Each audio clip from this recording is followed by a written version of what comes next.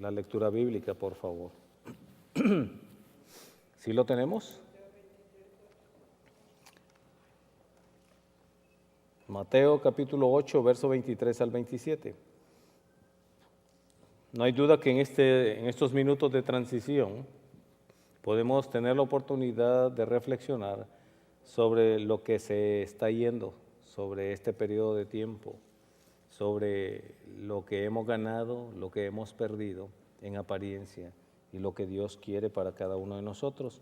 Además tenemos un horizonte amplio, tenemos el año que viene, el año 2017, es un año en realidad diferente a todos los demás años que hemos vivido. Y eso lo vamos a ver muy pronto. El Señor tiene algo no solo para nosotros como su pueblo, sino para toda la humanidad. Y es importante que ustedes y que yo estemos apercibidos de estas cosas. Pero déjenme leer entonces para ustedes Mateo capítulo 8, verso 23 al 27. ¿Sí lo tenemos? A ver si las muchachas que están por ahí, no sé si habían unos que faltaban, que se pusieran de pie, pero vamos a leer ahora la palabra del Señor. Entonces nos dice: y entrando él en la barca, sus discípulos le siguieron, y he aquí que se levantó en el mar una tempestad tan grande que las olas cubrían el barco, pero él dormía. ¿Qué pasaba con él? Dormía. Pero él dormía. Y vinieron sus discípulos y le despertaron diciendo: Señor, sálvanos, que perecemos. Y les dijo: ¿por qué teméis, hombres de poca fe? Entonces, levantándose, reprendió a los vientos y al mar, y se hizo grande bonanza. Leamos el último verso, el 27. Y los hombres se maravillaron diciendo: ¿qué hombre es este que aún los vientos y el mar le obedecen? Vamos a orar. Padre, gracias te damos. Gracias por tu infinita bondad, por tu misericordia, porque hoy tú nos permites, Señor, hablar libremente de tu palabra. Porque hoy vamos a escuchar lo que tú tienes para decirnos a cada uno de nosotros en este último día, Señor, del año y en vísperas del nuevo año que viene por delante. En el nombre de Cristo Jesús agradecemos, Señor, lo que tú haces por nosotros. Amén y amén. Pueden tomar asiento, por favor. Hoy yo quiero hablarles a ustedes bajo el título: con Jesucristo pasaremos la tormenta. Con Jesucristo pasaremos la tormenta. Este pasaje es un pasaje que para muchos teólogos, para muchos estudiosos de la Biblia, tiene una connotación de tipo escatológica. Sabemos que la escatología es la parte de la teología que estudia los últimos eventos o los eventos del porvenir. ¿Y por qué decimos que este es un pasaje bíblico escatológico? Porque hay una verdad que es obvia en lo que leímos y hay una verdad que no está tan oculta, pero que es simbólica en lo que leímos también. Y el hecho es de que, en primer lugar, se nos habla aquí de que el Señor entró en la barca. ¿Qué es la barca? La barca es nuestra vida. Usted y yo tenemos una barca, pero esa nuestra vida está navegando en este mundo. Las aguas, el mar representan a este mundo donde usted y yo estamos. Recordamos que en el tiempo de Noé se le pidió a aquellos que querían salvarse del diluvio que entrasen a la barca. Y la barca es el símbolo de Jesucristo. Muchas veces le pedimos a las personas que puedan de una u otra manera salvar su alma y le pedimos que entren a la barca que es Jesucristo. Al igual que en aquel tiempo, 120 años estuvo Noé diciéndole a las personas que entraran a la barca. ¿Y sabe qué? Solo Noé y su familia se salvaron y las demás personas rechazaron entrar a la barca. Hoy día nos encontramos con muchas personas que rechazan a Jesucristo. Lastimosamente están rechazando entrar a la barca. Pero hoy usted y yo tenemos la oportunidad de reflexionar sobre este pasaje y el significado simbólico. Decíamos que nuestra barca somos nosotros mismos y que navegamos en este mundo. Si vamos nosotros al Antiguo Testamento, a Isaías, capítulo 57, versículo 20, vamos a encontrar que se nos dice que los impíos son como el agua del mar, como el mar, que nunca está quieto y que tiran cieno, o sea, tiran lodo hacia las playas. Eso significa entonces de que el mar simboliza el agua. Si usted va a Apocalipsis capítulo 17, en donde se habla de la mujer que está montada sobre una bestia, se dice esas aguas en las cuales se encuentra la bestia, ¿qué son? Y el ángel explica, las muchas aguas son pueblos, son muchedumbres, es este mundo. Así que ustedes y yo estamos navegando en este mundo y el Señor entró a la barca. Eso es otro simbolismo. ¿Qué significa? El Señor está esperando entrar a tu vida. El Señor está esperando que le invitemos a entrar a nuestra vida y no como algunos rótulos que le he dicho muchas veces que se oye bonito, ¿verdad? Jesucristo o Dios es el invitado de honor en este hogar. No, se oye bonito, pero eso está malo. Él no quiere ser el invitado de honor, Él quiere ser el dueño y el Señor de tu casa. Él quiere ser el capitán de nuestra barca. Así que el Señor entró entonces a la barca. En este año, invariablemente, todos nosotros hemos pasado por experiencias que de una u otra forma nos han dejado marcados. Algunos recordaremos episodios de este año 2016 con alegría. Otros recordaremos episodios de este año 2016 con tristeza. Otros con enojo, con enfado. Habrá diversas emociones en cada uno de nosotros por las situaciones que hemos vivido. Y a veces nos preguntamos, ¿por qué estoy pasando estas pruebas? ¿Por qué sufrí esto? ¿Por qué aquello? ¿Por qué lo otro? Y tal vez no tengamos una respuesta inmediata. Eso es normal, todos los seres humanos tenemos preguntas a lo que no entendemos. Ahora, debemos obtener respuestas basadas en la palabra de Dios. Así que veamos bien cuando ustedes y yo hemos pasado por aflicciones en este periodo del 2016. ¿Qué dice el diccionario sobre aflicción? Aflicción deriva de la palabra hebrea sará, que significa o se traduce como angustia, escasez o sufrimiento. Pero a la vez, angustia se deriva de una palabra latina que se lee angostora. Y angostora se traduce como angostura o estrechez. Hay veces que pasamos por un periodo que dice, yo no sé qué hacer, me siento atado, me siento amarrado, como que no tengo libertad para poder hacer o poder librarme de esto que estoy pasando. Quiero decirles que para que podamos entender brevemente este sermón, tenemos que hablar sobre el hecho de que los discípulos siguieron a su Señor, a Jesucristo. ¿Quién es un discípulo? Un discípulo es un alumno, es un aprendiz. Los discípulos siguieron a nuestro Señor Jesucristo hacia la barca. Decíamos que la simbología, la barca es nuestra vida, que al igual que el arca de Noé significa la salvación también en Jesucristo, pero el mar simboliza al mundo en el cual nosotros vivimos. Ahora, estos discípulos, ¿qué simbolizan? Simbolizan a los cristianos, simbolizan a usted y me simboliza a mí. Él está haciendo también una invitación porque Él dice, síganme, mis discípulos. Eso significa que el que no sigue a Jesucristo, simple y llanamente, no es su discípulo. Si nosotros leemos la Biblia, la palabra de Dios, desde el Antiguo Testamento hasta el Nuevo Testamento, todo se centraliza en el Cordero de Dios que quita el pecado del mundo, Jesucristo.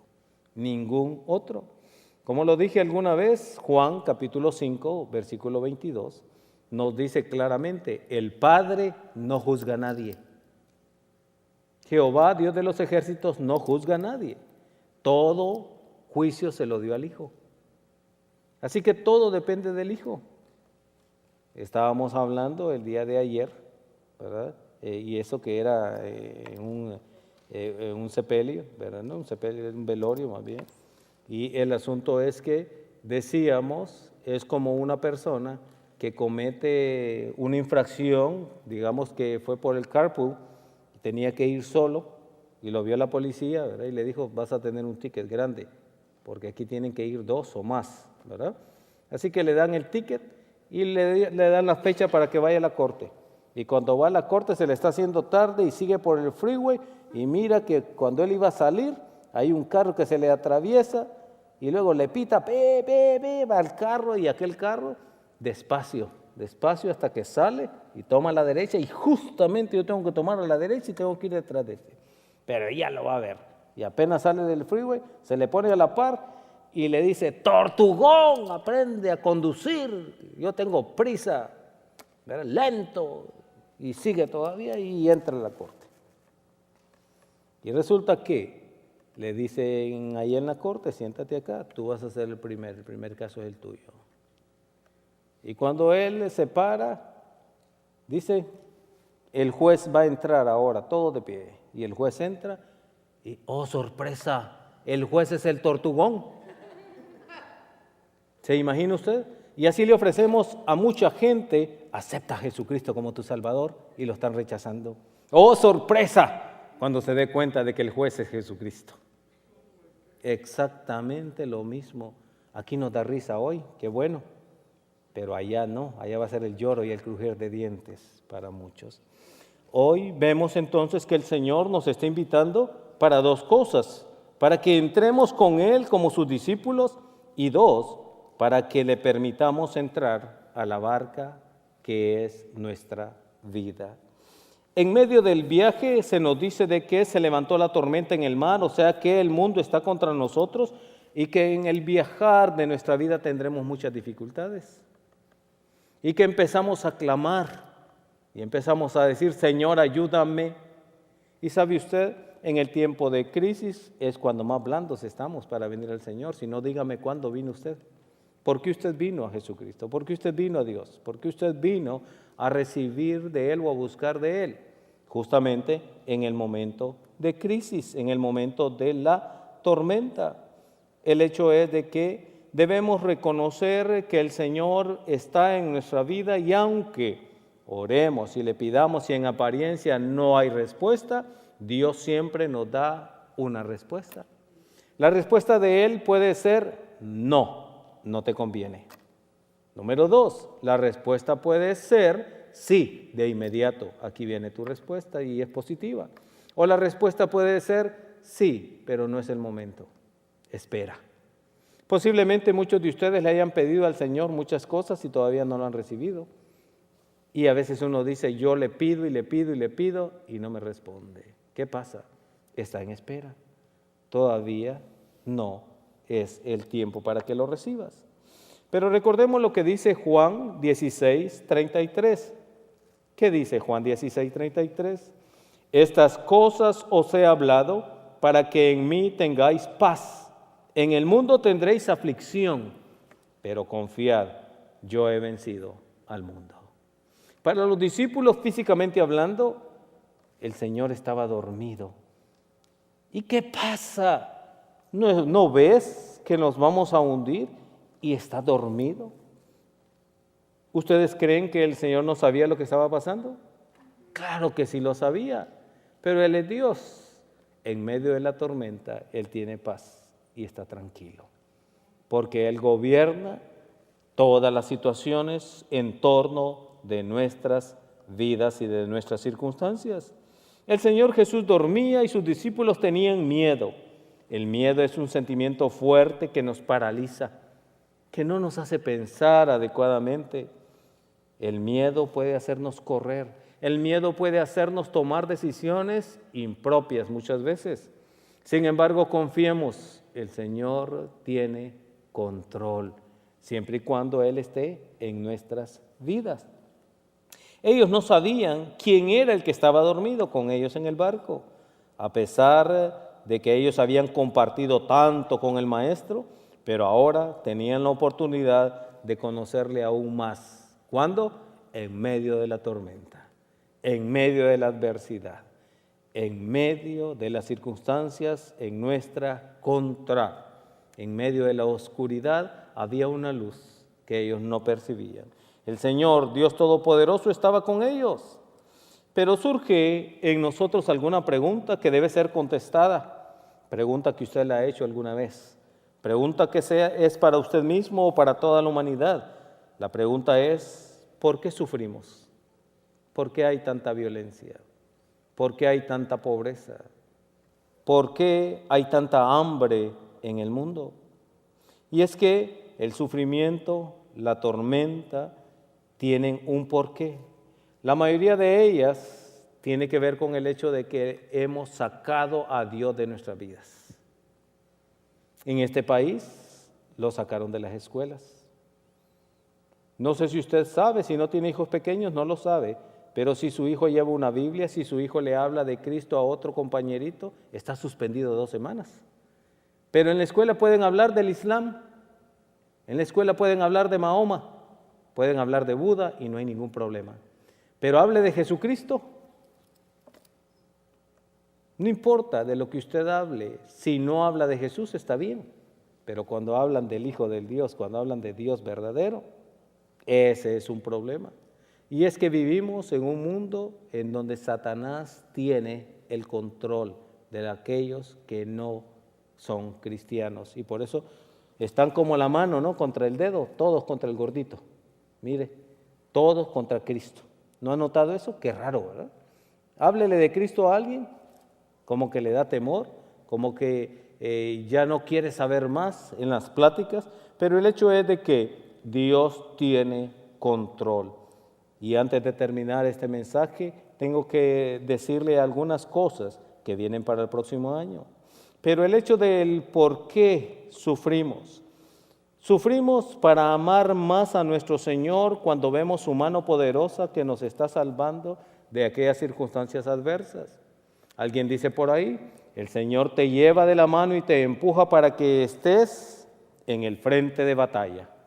Pero ¿sabes qué? Pero no para que pelees la batalla, sino para que mires cómo Él pelea por ti. ¿Cuántas veces nosotros hemos estado en el punto en que decimos no sé qué hacer? No tengo para comer, no tengo para pagar la renta y estoy aquí y ya no puedo, ya no sé qué hacer. Y luego la mano milagrosa del Señor toca a una persona, una circunstancia y ya tienes para la renta. Miras, abres el refrigerador y cuando lo vas a abrir oyes un ruido no tan extraño para ti, pero un ruido que te indica algo. Vas a abrir el refrigerador y lo que se oye es en el estómago, ¿no? Porque ya en la mente dice, va a haber comida. Y lo que miras es, no hay nada. Señor, ¿qué hago ahora? No tengo dinero y no tengo para saciar a mi familia. Sin embargo, Él va a usar una u otra forma para que tú y tu familia puedan satisfactoriamente estar llenos. Es importante el hecho entonces de que aprendamos a conocer a nuestro Dios, que sepamos quién es Él. Dijimos ya que las tormentas vendrán al seguir al Señor Jesucristo. Por el Señor Jesucristo podemos sufrir ¿qué? Burla. Por seguirle a Él podemos sufrir menosprecio. Y eso es algo que ya estaba escrito en su palabra. Sin embargo, el Señor nos dice a nosotros en Marcos 8:34, y llamando a la gente y a sus discípulos les dijo, si alguno quiere venir en pos de mí, niéguese a sí mismo, tome su cruz y sígame. Y es que parte de la cruz es el hecho de que cuando una persona se convierte en cristiana en su casa, es el más odiado. Hasta los papás le dicen, ya te arruinaste, ¿verdad? Y si hay un cumpleaños o algo, no lo invitemos a porque es cristiano. Y ya va a empezar a decir que no se toma, que no hagamos esto, que no hagamos lo otro, ¿verdad? Y ya lo dijo claramente el Señor, las circunstancias que iban a haber entonces en este aspecto. Vendrán tormentas en nuestra vida, en medio del viaje que llevamos en esa barca, en este mar al cual llamamos humanidad. El Señor Jesucristo dormía efectivamente, sin embargo, Él tiene control de nuestras vidas. Así que, ¿por qué otra vez? Porque el sufrimiento nuestro, aún siendo sus discípulos. ¿Por qué sufrimos? ¿Sabe por qué? Porque el Señor dijo, sed perfectos como vuestro Padre Celestial es perfecto. Dios diciéndome a mí que yo sea perfecto, Dios lo está diciendo ahí. Pero la perfección humana es relativa, nunca va a ser igual a Dios. Lo que eso significa es vivan en santidad. ¿Y qué es la santidad? Lo hemos explicado una y otra vez. Podemos ir a un seminario teológico, podemos ir a la universidad y podemos leer compendios, enciclopedias y recibir muchas clases sobre la santidad. Pero todos los libros, todas las enciclopedias que tengamos se reducen en una sola palabra para decir y describir qué es santidad o vivir en santidad. La palabra es obediencia. Si yo obedezco a Dios en lo que Él me pide, yo vivo en santidad. Pero muchas veces esta obediencia y este vivir en santidad irá en contra de mis pensamientos, irá en contra de mis creencias, irá en contra de mi tradición, irá en contra de mi enseñanza, de lo que me han enseñado, sea bueno o sea malo. ¿Por qué? Porque la verdad está en la Biblia. Juan 17:3 dice, guíalos a la verdad, tu palabra es verdad. Cualquier otro libro, cualquier otra escritura me sirve a mí de referencia, pero la verdad es la Biblia. Lo que esté fuera de la Biblia está fuera de contexto, no es la palabra de Dios.